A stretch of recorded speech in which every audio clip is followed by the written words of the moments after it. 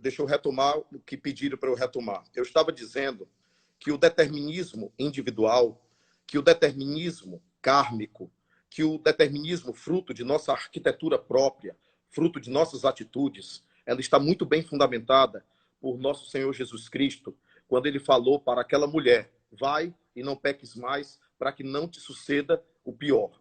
A ideia de pecado, precisa de releitura, e ela está configurada como a atitude que produz prejuízo para si mesmo, não só para o outro. Qualquer prejuízo que eu faça para o outro repercute em mim. Repercute em mim. Muita gente não entendeu a dialética que Jesus veio nos convidar a realizar na nossa existência corpórea. Ama o teu próximo como a ti mesmo. Ama o teu próximo como a ti mesmo. Bastava ele só dizer, ama o teu próximo.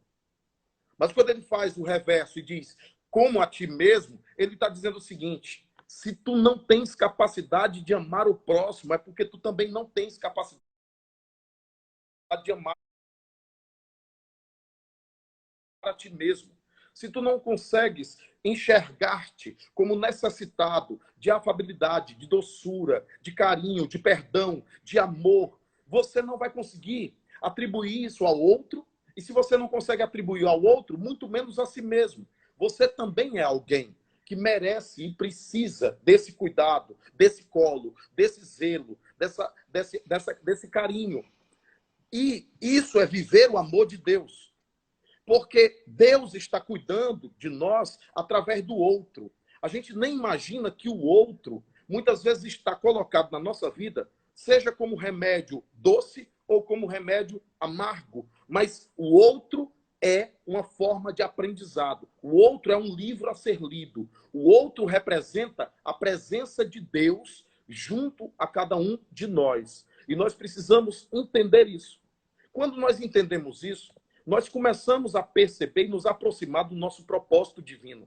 Porque uma coisa é a gente viver segundo a nossa vontade, produzindo um amanhã mediante as nossas escolhas. Um amanhã muitas vezes limitado, porque o nosso olhar limitado a respeito de nós mesmos produz tudo isso em nossa volta.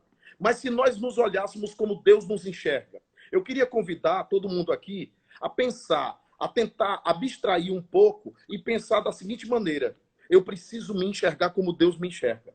Como é que Deus lhe enxergaria? Como é que Deus te veria?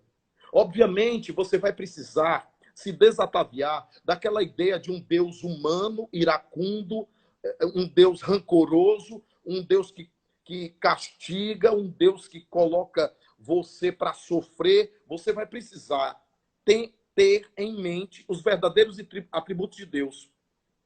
Profunda bondade, bondade total e plena, profunda misericórdia. Tenta imaginar um olhar divino sobre você, que tanto se culpa, que tanto se julga, que tanto se massacra, que tanto se flagela e que muitas vezes sabota a própria vida porque se diz não merecedor de nenhuma felicidade. Se você começasse a sintonizar com Deus através da oração, através da meditação, através dos momentos, das pausas, dos stops de reflexão, você começaria a perceber, inevitavelmente, qual é o propósito de Deus para a sua vida. Porque a infelicidade, a desarmonia ou desequilíbrio é viver um destino que não é teu. É viver um destino que não tem a ver contigo. É viver um propósito que não tem a ver com a tua própria realidade. Não porque você olhou para fora e viu que a grama do outro é mais bonita. Não, eu tenho que ter uma grama daquele jeito. E você perde a vida inteira para ter uma grama daquele jeito. Mas você não fez o principal. Você não foi você. Você não foi o você que Deus sonhou que você fosse. Você precisa perceber a necessidade de criar uma rotina de sintonia com Deus. Precisa perceber a necessidade de criar intimidade com Deus. Porque aí você vai começar a acessar os impulsos evolutivos verdadeiros. Não aqueles movidos pelos teus caprichos, pelos teus desejos, pelos teus anseios, muitas vezes limitados. Porque muitas vezes aquilo que tu não alcanças seria o espinho na tua vida. E mal tu sabes que estava sendo protegido de algo terrível que poderia vir a acontecer no futuro, no amanhã. Mas você, como criança birrenta, criança evolutiva, cai no chão, esperneia, chora, grita e diz: mas Deus eu quero, mas Deus eu quero, mas Deus eu quero. Quando muitas vezes você estava sendo, na verdade, protegido. Eu penso que o maior desafio desse tema é a gente ter como tarefa, o Paz e Bem tem uma tradição de sempre propor uma tarefa, ter como tarefa acessar a Deus. Se Deus é espírito, acessar a Deus. Se Deus é inteligência suprema, causa primeira de tudo, acessar a Deus. Ele não é inacessível. Qual é o pai que é inacessível a seu filho? Dentro de uma perspectiva de natureza, é óbvio que eu preciso acessar meu pai. Jesus veio revelar para nós a existência da paternidade. Nós muitas vezes esquecemos que temos um pai. E muitas vezes esquecemos que temos um pai, nós choramos porque a esposa se foi, o esposo se foi, o filho se foi, o irmão se foi, o amigo se foi, e a gente diz: perdi tudo. Só que o pai estava lá. Esse pai divino, esse pai de amor, esse pai de bondade, sempre esteve como nosso companheiro eterno. Aquele pai do filho pródigo. Porque nós somos os filhos pródigos mergulhados na matéria, na lama da matéria, gastando as riquezas dos olhos, do ouvido, da fala com a matéria, gastando as riquezas dos recursos divinos, porque fomos feitos da imagem e semelhança dele, portanto, fomos feitos nele e dele, e nós gastamos os recursos divinos, depois voltamos para casa sem os recursos. E ele ainda assim nos acolhe. E ele ainda assim nos ama, para que a gente possa fazer uma nova trajetória. Então, é esse ir e vir, é essa roda de samsara, é esse ir e vir, é esse reencarnar necessário à evolução. Porque, meu Deus, olha, eu tenho todo o respeito por todas as referências filosóficas, mas... Você parou e eu tenho todas as referências bibliográficas do... Não, eu tenho respeito por todas as referências bibliográficas do mundo. Aí tomou na cabeça e travou tudo. Eu tenho respeito por todas as referências religiosas, filosóficas, mas é muito difícil para mim. Eu estou falando de mim. É muito difícil para mim imaginar que uma única vida nos seja suficiente. Quando Jesus disse assim: sede perfeitos como o vosso Pai Celestial é perfeito. É como se ele nos convidasse a uma perfectibilidade. É como se ele nos convidasse a um caminho. E é como se ele nos dissesse todo o tempo: o reino dos céus está dentro de vós. Olha para a gente. Olha para a gente. Eu gosto do espaço do Paz e Bem. Eu gosto do Lar de Clara, da Casa de Francisco. Eu gosto de visitar os grupos espíritas e fazer palestras. Mas querem saber de uma coisa? Fala. Nós não precisamos. Nós não precisamos de templos, porque é aqui dentro que precisa ser o templo de adoração a Deus. É outra lição que nós estamos vivendo na atualidade. Uhum. Porque não se trata de ambiente, não se trata de tijolos, não se trata de estruturas, não se trata de instituição. Se trata do que Jesus disse à mulher no poço de Sicar. O nosso altar é o coração. E o templo é a própria natureza. Ele profetizou dizendo assim: dia virá em que não haverá templo sobre a terra. A religião crística é totalmente diferente de tudo que a gente viu. Ah, com certeza, os grupos, as agremiações fazem parte do nosso estágio evolutivo, porque precisamos desses estímulos externos. Mas, na verdade, Jesus estava falando de algo dentro de nós, dentro de cada um de nós. Se nós sintonizássemos mais com Deus de maneira profunda, nós começaríamos a escutar, nós começaríamos a perceber. Como Paulo de Tarso e Francisco de Assis. Paulo de Tarso e Francisco de Assis disseram a mesma pergunta. Não sei se já leram biografia a respeito de Francisco de Assis. Não sei se leram a Bíblia, leram Atos dos Apóstolos, leram Paulo. mas a pergunta foi a mesma. Senhor, o que queres que eu faça? E nós perguntamos isso a Deus? Senhor, o que queres que eu faça? Não, nós perguntamos no altar, com a imagem nossa, e perguntamos a nós mesmos o que é que eu quero. O que é que eu quero? Cultuo a mim mesmo, cultuo a minha imagem e pergunto a mim mesmo o que é que eu quero. Depois reclamamos dos descaminhos da vida, achando que isso é culpa de Deus. Muito raramente perguntamos, Senhor, o que queres que eu faça? Seria uma boa Gente, tarefa, né, Niltinho? essa Para é uma semana. tarefa. Essa é uma tarefa. Gente, a pessoa que caminha mais próxima de um encontro com Deus, encontro com a mensagem crística, encontro com Jesus, encontro consigo mesmo, é a pessoa que descobre o seu propósito na Terra, o seu propósito existencial. Os pássaros voam. Tem 300 milhões de espécies no nosso planeta. 300 milhões de espécies no nosso planeta. Não tem uma igual à outra. Eu estava assistindo um documentário de pássaros. Até o tipo de bico tem a ver com o habitat dele. A aerodinâmica da asa tem a ver com o ambiente que ele vive.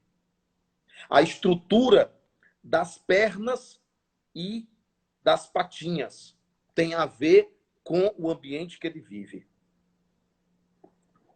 Os pássaros têm um habitat no céu, nos ninhos. Os peixes têm um habitat no mar.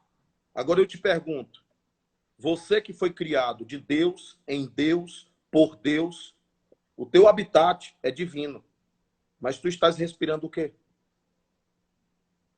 Tu estás se alimentando de quê? Então imagina, você está fora do habitat divino. O que vai acontecer contigo? Fome, figueira seca. Fome, figueira seca. Vai haver fome, nem você vai produzir figueira seca. A figueira seca do evangelho é esse simbolismo. Uhum. Vai haver fome. Por quê? Porque você não está se alimentando da essência divina. Você não está respirando essa atmosfera na qual você foi criado. Eis o grande problema de grande parte de muitos de nós. Tá? Quando eu falo isso para vocês, não quer dizer que eu alcancei, não, gente. Nós todos estamos aqui no mesmo barco. Se eu tivesse alcançado, eu acho que eu não estava nem no planeta Terra. A verdade é que é um processo para cada um de nós, mas tem que acontecer. É uma provocação, mas tem que acontecer. Já notou que existe a insatisfação positiva? Todo mundo só fala da insatisfação negativa. Não, você está depressivo porque você quer coisa que não pode alcançar. Ah, você está assim porque você antecipa um medo do amanhã, seu ansioso. Mas existe uma insatisfação positiva. Essa insatisfação positiva é o que nos impele a viver, sobreviver, enfrentar os desafios, os problemas. Olhe, quem dera a gente agradecesse os problemas. O problema chegando, eles, problema, seja muito bem-vindo. Muito obrigado, problema. Você chegou, sente-se aqui, vamos conversar. Porque eu quero descascar o seu abacaxi. Porque você, problema, vai revelar algo sobre mim. Donador. Donador, sente-se aqui, eu quero conversar com a senhora, donador. Por que será que a senhora está me fazendo doer? Eu quero descobrir por que está doendo em mim. Por que a senhorita está me afetando? A gente só costuma amaldiçoar esses momentos. E se eu dissesse para vocês algo que pode chocar vocês, que a depressão é importante? Que a depressão pode ser um momento de autodescobrimento também.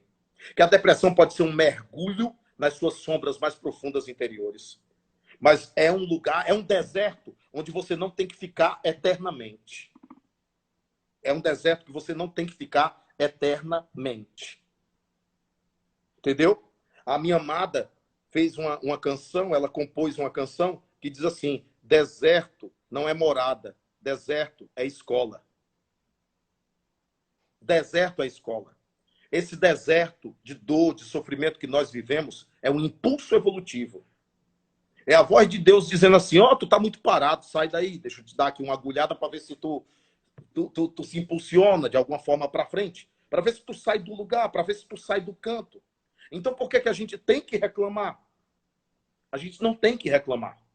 Também não quer dizer que a gente tenha que ser masoquista e dizer, ó, dona Dor, dorme comigo. Como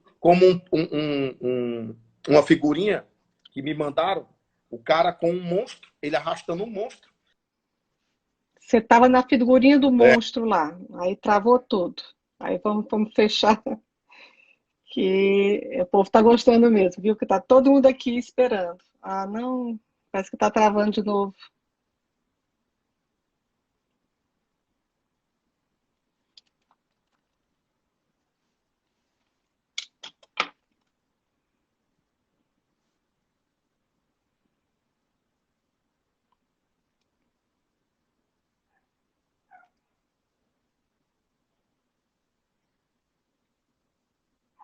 Travou, Niltinho, travou de novo.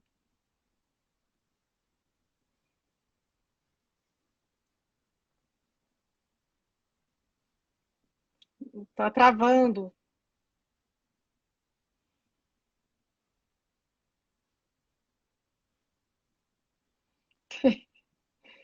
Estão dizendo que tem um obsessor aqui, tem um monte. Não, não tá dando.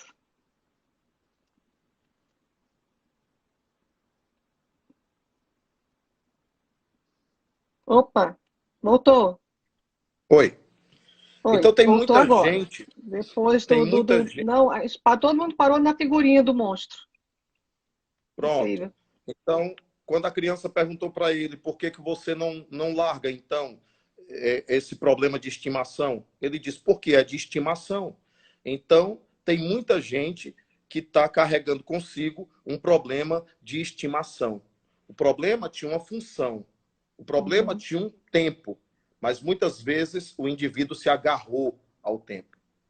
Ele se agarrou, ele ampliou o problema para si, porque ele se agarrou ao problema e disse, é meu, é meu, é meu.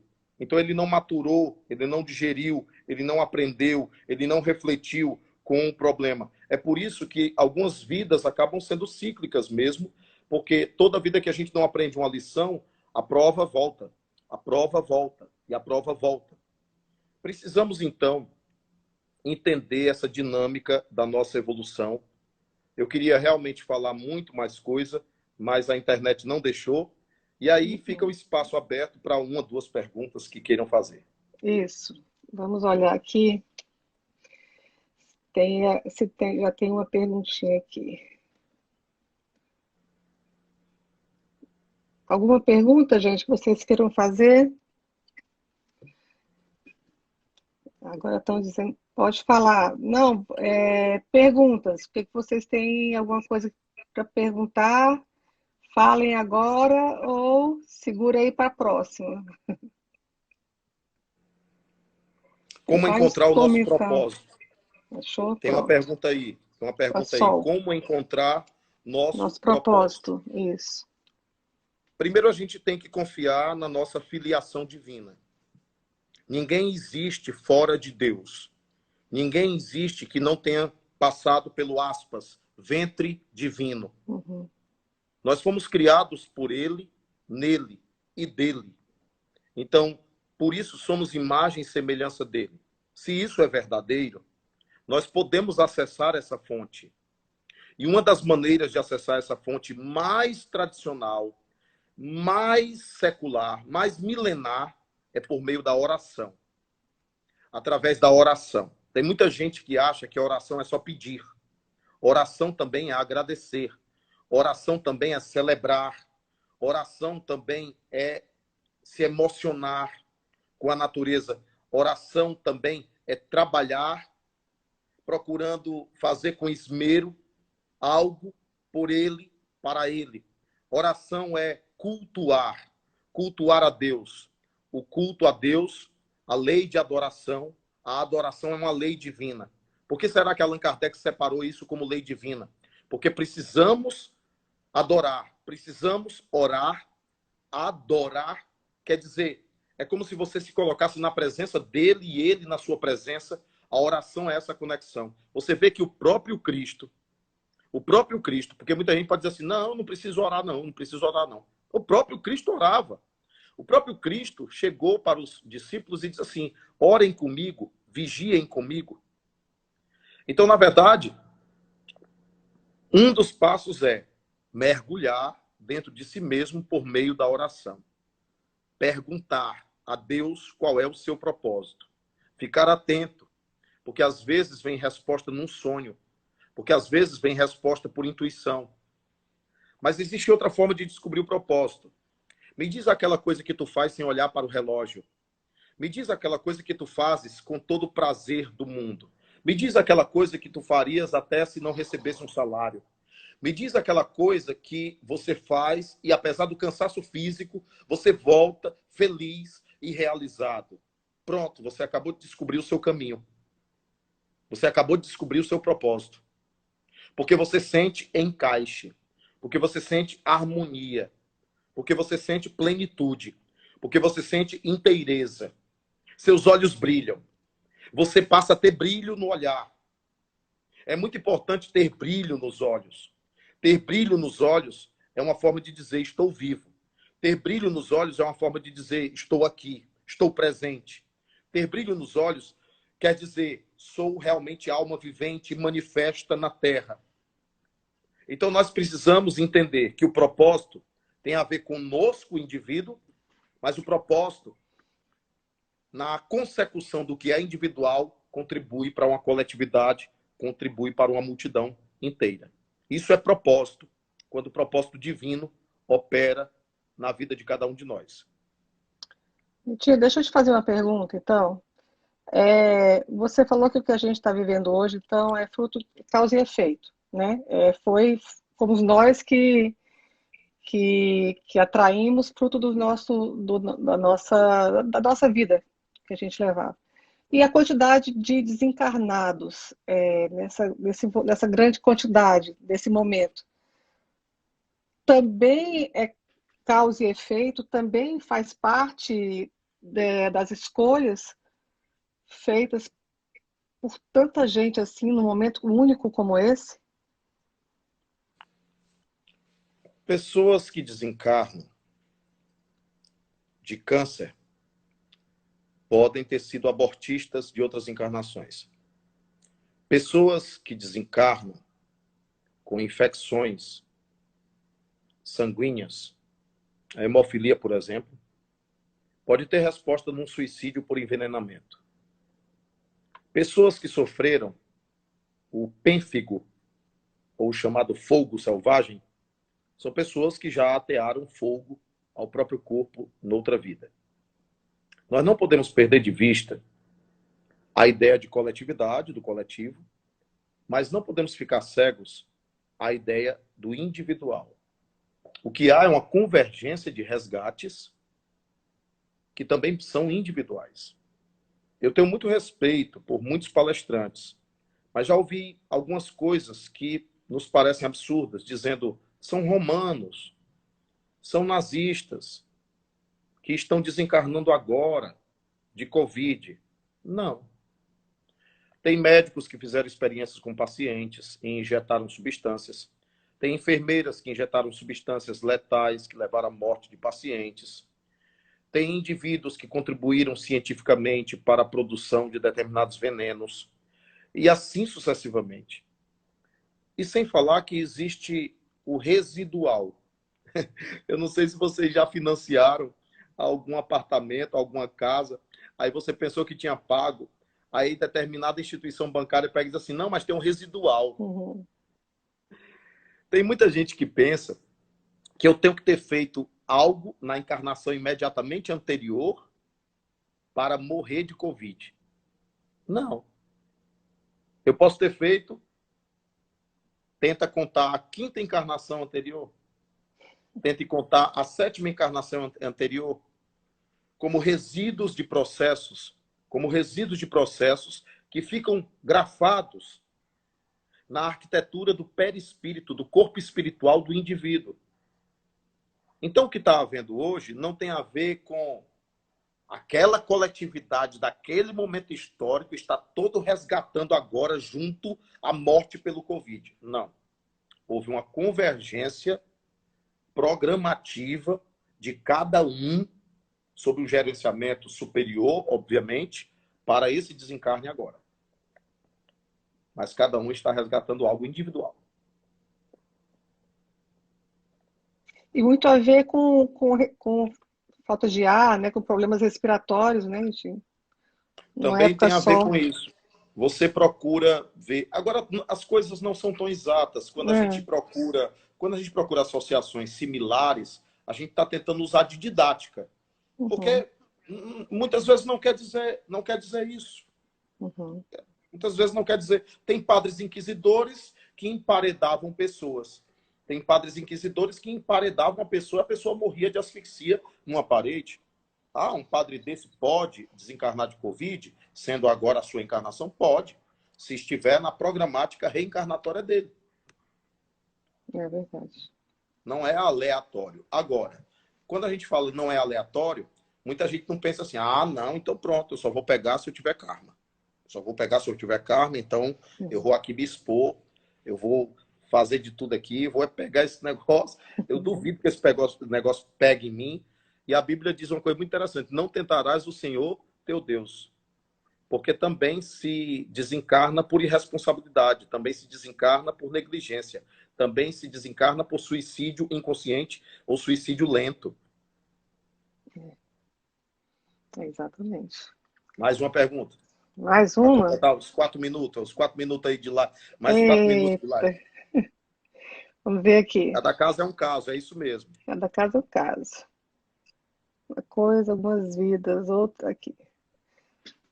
Está vendo essa maior? Todos perderemos alguma coisa, algumas vidas, outros empregos. Todos, então, têm dívidas espirituais? Existem anjos no meio da gente que também vai perder alguma coisa? Eu já vi colocações dos espíritos em relação aos autistas Hum, e em relação à síndrome de Down. É por isso que a gente tem que ter cuidado com o pensamento generalizante. Porque no meio espírita... Oi? Foi você que travou um pouco agora. Foi você agora que Foi, travou. foi a minha bateria aqui, mas tranquilo, pode continuar. Muito bem. Então, existe um pensamento generalizante que acha que síndrome de Down são pessoas que fugiram da própria encarnação, são pessoas que viveram dupla identidade, são pessoas que suicidaram. E existem espíritos superiores que querem experienciar a síndrome de Down para desenvolver outras formas de percepção. O autismo também. Existem seres superiores escolhendo e aceitando esse tipo de experiência para desenvolver outros sentidos. Não sei se vocês perceberam. O indivíduo que é cego, muitas vezes ele desenvolve outras capacidades que a gente fica impressionado. Com certeza. Impressionado. Você pega um Beethoven. Você pega o Beethoven e ele surdo, ele que tentou suicídio por causa da surdez, ele, ele, ele não conseguiu se matar, ele prosseguiu a viver e ele colocava o ouvido no piso de madeira, para que através da vibração na madeira ele pudesse perceber. Vocês estão conseguindo alcançar o que eu estou dizendo?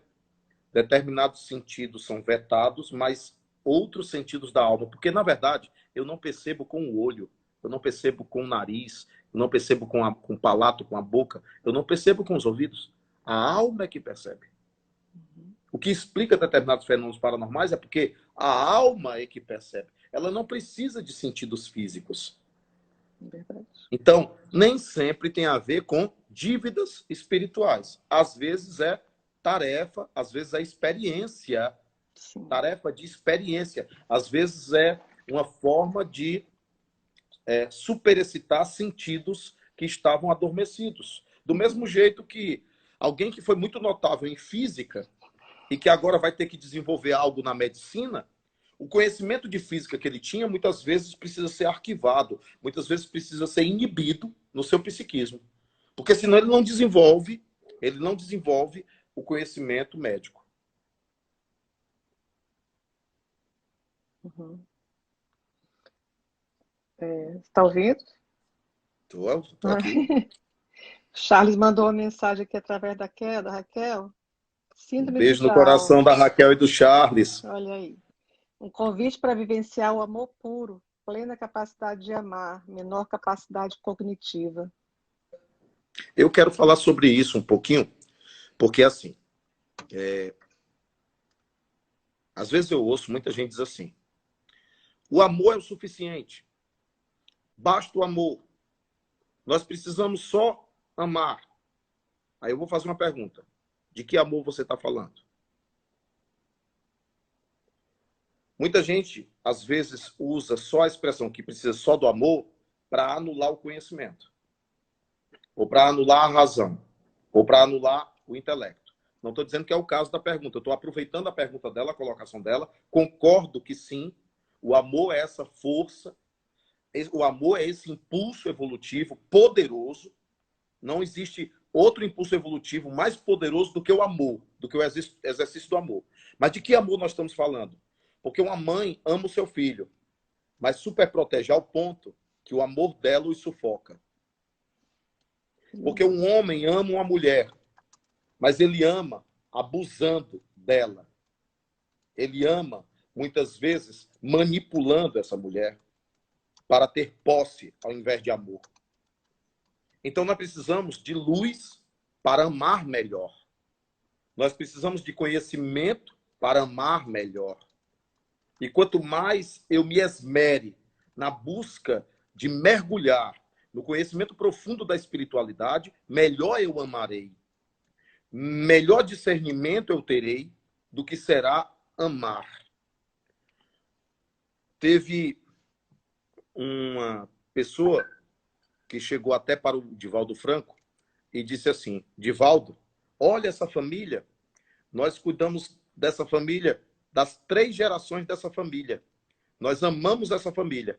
O Divaldo olhou e muito, muito diretamente, ele disse assim, não ama.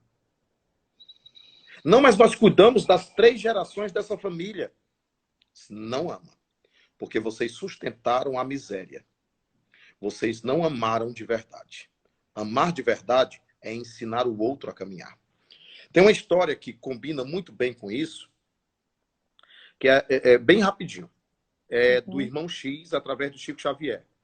Eu creio que está no livro Estante da Vida. Disse que um determinado benfeitor migrou para visitar zonas espirituais extremamente inferiores. E no meio do caminho, ele quase era atacado por obsessores. Naturalmente, ele não seria atacado porque ele era um espírito de luz superior. Mas ele ouviu uma voz ao longe que disse assim, deixem-no, não o ataquem, eu não autorizo. Ele ficou muito agradecido e foi caminhando na direção da voz. Estava muito escuro. E quando ele chega, vê um indivíduo sentado numa cadeira, como se fosse um trono, como se fosse um chefe de espíritos inferiores, obsessores, algo do tipo. E ele diz assim, eu queria te agradecer pela tua proteção. Ele disse, mas eu te conheço. Não te lembras de mim? E o espírito superior disse assim, não, me perdoe, eu não me lembro de você. Ele disse, mas minha mãe era a Dona Maria Anselma. Você visitou a gente em casa. Você levou remédio. Minha mãe não morreu por sua causa. Você nos levou roupa. Você nos levou alimentos. Você cuidou da gente. E aí o espírito superior ficou, como é que pode? Então, me perdoe, mas me deixe fazer uma pergunta a você. Ele disse, pois não. Se você recebeu tanto, se você recebeu o sopro da caridade, se você tem gratidão, se você viu que sua mãe não morreu em função disso, por que que você dirige esse grupo? Por que que você está nessa situação? E a resposta do Espírito é impactante para todos nós que precisamos aprender a amar e saber que amor nós precisamos oferecer para cada situação e cada ocasião. A resposta do espírito obsessor-chefe, digamos assim, foi a seguinte: porque você me deu coisas, porque você me alimentou, mas você não me ensinou a viver.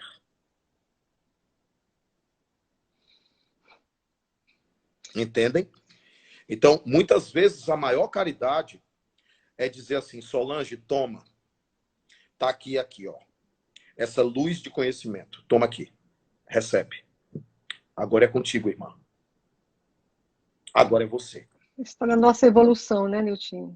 Cada um vai dando o que pode, né, de acordo com o que é Com sua capaz, né? percepção, com sua evolução. Por isso que a gente falou de impulsos evolutivos. Mas Isso. volto a dizer, a Raquel tem razão em falar do amor, porque o amor puro é o maior impulso evolutivo. Quando Raquel e Charles falaram de amor puro, eles estão falando de nossa meta. Porque nós ainda amamos com interesse.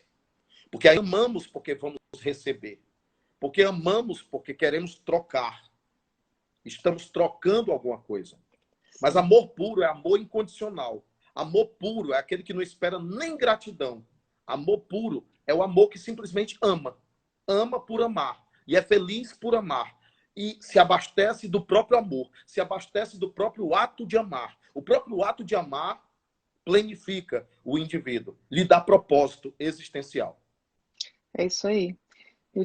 E enquanto isso, a gente vai praticando esse amor também de uma maneira que a gente também é capaz. E aí eu queria pedir para você falar um pouco do projeto Semeadores, já para a gente entrar na parte final, né? E como também já passou um pouquinho o tempo, se possível, tem gente pedindo para você cantar uma música de paz aqui.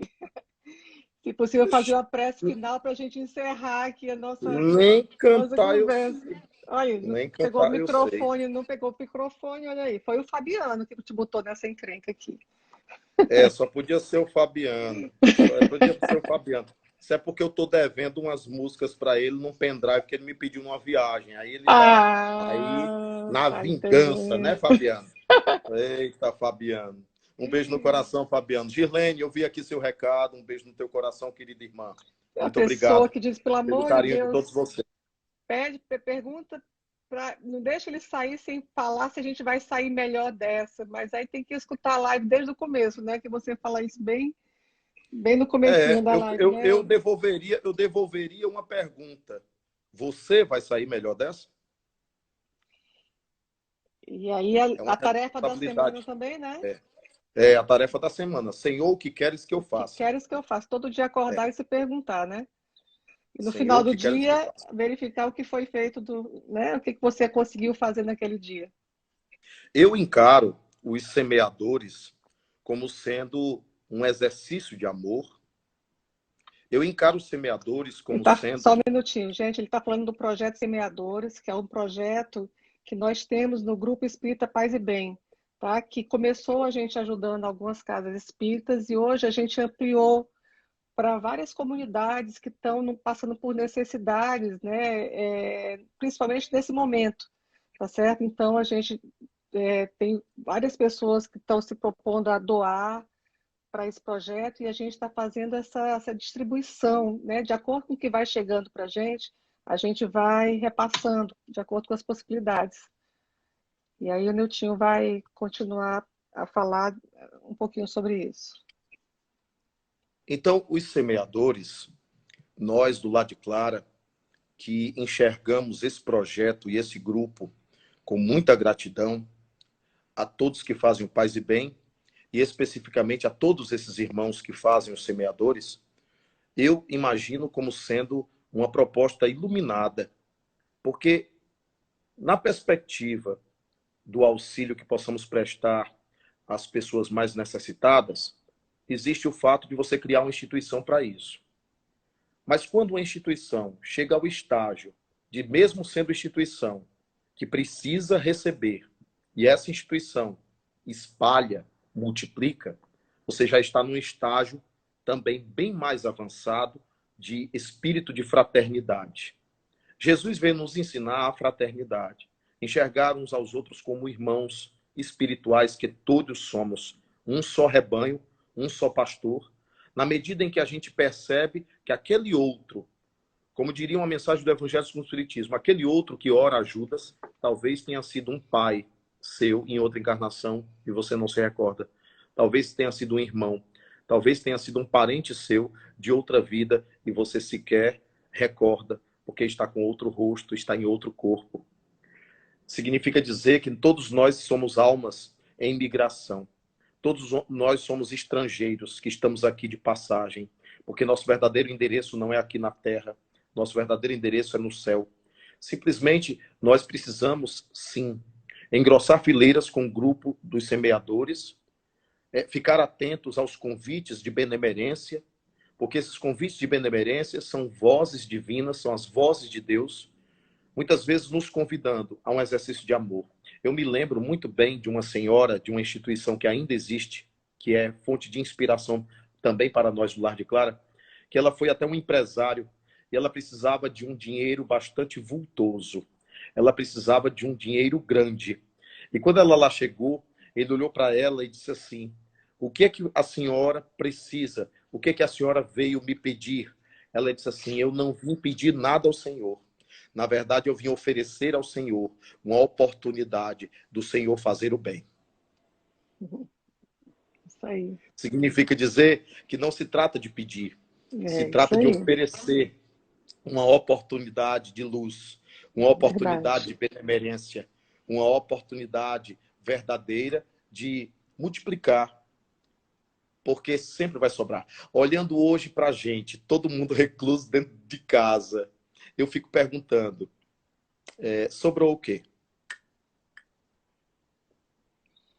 Sobrou o quê? É como se dissesse assim: olha, você não precisa de muita coisa mesmo, não. Você não está precisando de muita coisa mesmo, não. Sobrou o quê? Claro, existem pessoas enfrentando desafios como desemprego, existem pessoas enfrentando desafios como fome, miséria. Existe, sim, diante desse contexto, a falta de algo. Mas é como se dissesse: olha, você não precisa de toda essa parafernália, você não precisa de tanto supérfluo. Verdade. Porque agora, essas roupas, esse bando de roupa que a gente tem guardado aí, só se for nas lives, né? Tá tudo mofando. Só se for nas lives. Só se for nas lives, Vai mostrar nas lives. Bora mostrar nas lives, né? Algo do tipo. Só se for isso mesmo. Só se for. Mas você começa a perceber que o que fica é família. O que eu vou dizer agora, eu não tenho segurança não, viu, Solange? E os demais que estão nos ouvindo. Viu, Fabiano? O que te resta? Isso mesmo, Fabiano. Essa é a pergunta. O que te resta? Ou como dizia a irmã Rosália para mim: meu filho, quando um dia tudo te falte, que te sobre Deus. Curioso, né, a frase? Quando um dia tudo te falte, que te sobre Deus. E é o que nós estamos vivendo hoje, né? Quem puder observar. Deixa eu tirar isso aqui de você, essa distração aqui de você. Deixa eu tirar essa distração aqui de você. Eu vou tirar essa distração aqui de você, vou tirar essa distração aqui de você. Você estava muito distraído com isso aqui, vou tirar isso aqui de você também, para ver se sobra, para ver se você olha, para ver se você vê, para ver se você enxerga. Tem muito a ver com isso. Então a gente precisa pensar nessas coisas. E procurar entender o que é essencial. Saint-Exupéry, o grande autor de O Pequeno Príncipe, um livro que precisaria ser lido, relido, lido, relido, lido, relido. A frase, nunca é demais bater nessa frase. O essencial é invisível aos olhos. O essencial é invisível aos olhos. O essencial é invisível aos olhos. O que eu vou dizer aqui para vocês não tem ainda comprovação, tá bom? Então, eu posso estar errado.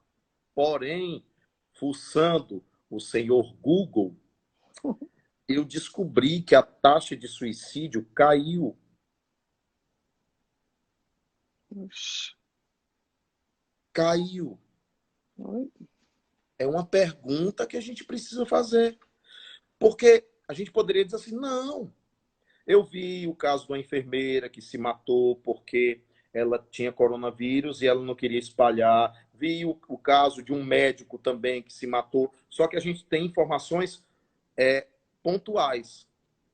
Uhum. As informações são pontuais. Parece Uhum. que essa volta ao lar, parece que essa volta para dentro de casa, parece que esse contato mais intimista com a família fez com que, meu filho, você existe. E o filho dizer, poxa, eu sou visível. Agora eu sou visível. Entende? Vocês entendem o que eu estou falando? Sim. Alcançam o que eu estou falando? O Fabiano está me confirmando. Ele é É do que caiu GEAV sim. também. Ele é do GEAV, diz caiu sim. Fabiano, é uma pergunta que precisa ser respondida. Quer outra pergunta que uma amiga minha me perguntou e eu não sabia a resposta? Embora morador de rua, que muitas vezes alguns estão em drogadição, nem todos, não vamos generalizar.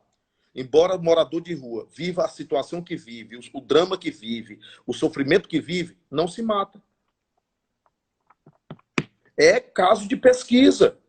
São coisas que a gente tem que ter um olhar mais profundo para poder pesquisar. Então, me parece que o aconchego familiar fez que a gente se enxergasse. Porque a gente não estava se vendo. Peraí, não, tô apressado. Não, menino, não me perturba, não, menino. Não sei o quê. Tô muito cansado. Tô cansado demais. Não tenho atenção, não tenho cuidado. Rapaz, olha, eu não vou citar o nome do amigo, mas ele deve estar vendo a live. Mas ele me disse uma coisa muito curiosa. Ele disse: eu estou vendo meus filhos crescerem. Eu não via. Muitos não Eu viram. estou achando engraçado as coisas que esse menino faz. Eu não enxergava. Como meu filho é interessante. Como meu filho é encantador. E assim por diante. Perceberam? Uhum. Então, Mais convivência, né? No que importa. E tinha só avisar para as pessoas, tem gente perguntando como contribuir. olha, No nosso canal do grupo do GE Paz Solange, e Bem, porque o Wellington está colocando por que a taxa de suicídio na África é quase zero e em países desenvolvidos são altíssimos. Tem outra coisa que eu também pensei, foi o seguinte, parece que o olhar está tão no coronavírus que eu esqueci de olhar para essas dores, o problema de estimação. O problema de estimação ficou um pouquinho de lado, o corona, a notícia do corona, a estatística, a curva, isso, aquilo, né? O olhar foi uhum, desfocado, algo do tipo. é, Então, a taxa de é suicídio isso. na África é quase zero e em países desenvolvidos são altíssimas. Sabe por quê, Wellington? Porque eu acho que eu preciso disso aqui para poder eu, eu, eu me preencher. Eu preciso disso aqui para me preencher. E está mais do que provado que nada disso externo vai me preencher, vai me planificar. Tá? Ser pleno é outra coisa. Ser Uhum, pleno é por dentro, sentir Deus por dentro. Ser pleno é perceber que ele está ali contigo. Na Bíblia tem a história de Jó. A história de Jó, para quem nunca leu, deveria ler. Para quem está passando por algum problema, devia ler a história de Jó. Ele nunca reclamou de nada. E até a mulher olhou para ele e disse assim: abandona esse Deus.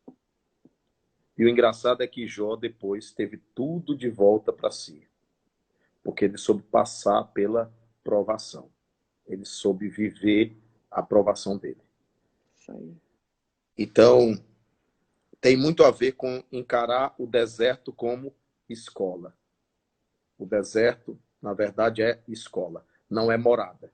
Tem gente fazendo do deserto morada. É isso O lado de aí. Clara, vocês podem ajudar visitando visitando os canais do lado de Clara. Nos canais do lado de Clara, tanto o YouTube né? Quando você visitar algum vídeo meu do YouTube, você vai ser direcionado para um blog. No blog tem informações. Você pode fazer doações para o Lado de Clara por aquele aplicativo de internet, PayPal. Aquele aplicativo de internet, você faz doação pelo cartão de crédito, se quiser. Sim. Eu digo a vocês que eu tenho resistência, de certo modo, é uma coisa que eu preciso fazer na minha relação, mas é por causa de tanta notícia de pilantropia, tanta notícia de desvio de dinheiro, que a gente tem resistência de pedir dinheiro. E na pandemia eu tive que fazer um vídeo pedindo dinheiro. Foi a primeira vez que eu tive dizendo pedir dinheiro. Não, eu preferia pedir cesta básica, Uhum. porque, né? Mas o Lado de Clara, graças a Deus, ao longo de 20 anos, construiu grande credibilidade, tem muita transparência, nossas contas são visíveis aos nossos parceiros, tanto pessoa física quanto pessoa jurídica. Então, agora, nós estamos abrindo um leque de possibilidades para que a Miltinho, gente possa dar só um sustentabilidade minutinho. lá. A gente está com 1 minuto e 30 segundos restantes, tá? Nesse 1 minuto você pode fazer só uma precezinha final. E aí a gente vai pedir para o pessoal olhar no canal do Lado de Clara como se faz para fazer doações e no canal também do GE Paz e Bem, como contribuir com os semeadores, tá certo? E aí você pode fazer uma precezinha final para a gente encerrar, que o tempo ele não está mais deixando, não. Tá Tem um bom, minuto. vai ficar pela Fica para a metade próxima. a prece musicada, atendendo o É. Fabiano. Oh. De muito longe vem milenário. Cadê? Eu tô aí ainda? Tá, tá. De muito longe venho em surtos milenários. Vivi na luz dos sóis, vaguei por 1000 esferas. E preso ao turbilhão de motos planetários, fui lodo e fui